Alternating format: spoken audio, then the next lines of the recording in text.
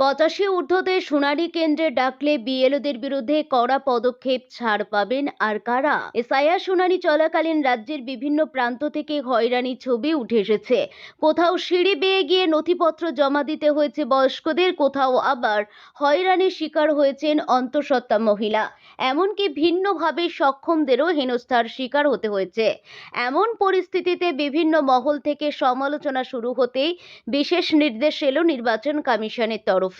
85 বছরের বেশি বয়স্কদের শুনানি কেন্দ্রে আসতে বাধ্য করা যাবে না বলে নির্দেশ দেওয়া হলো।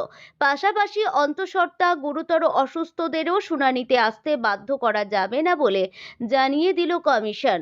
ঘটনাচক্রে একদিন আগেই জাতীয় নির্বাচন কমিশনের কাছে অশীতিপরদের শুনানিতে যাতে না ডাকা হয়, অসুস্থদের যাতে ছাড় দেওয়া হয়, শুনানি থেকে ভিন রাজ্যে বসবাসকারীদের ক্ষেত্রে যাতে ভার্চুয়াল শুনানির ব্যবস্থা করা হয়, সেই মর্মে আবেদন জানিয়েছিলেন তৃণমূলের সাধারণ সম্পাদক অভিষেক বন্দ্যোপাধ্যায়।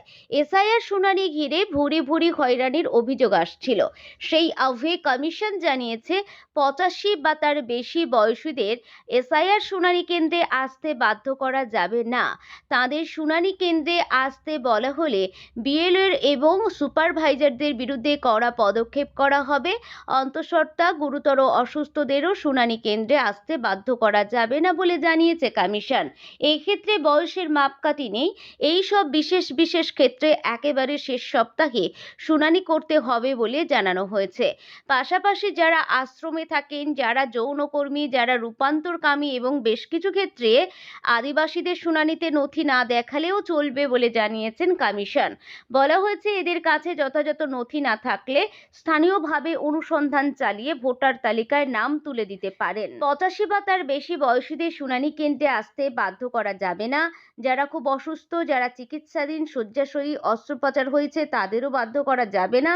এক্ষেত্রে বয়সের কোনো মাপকাঠি নেই। হেনস্থার খবর এলে বিএলও, সুপারভাইজারদের বিরুদ্ধে পদক্ষেপ করা হবে।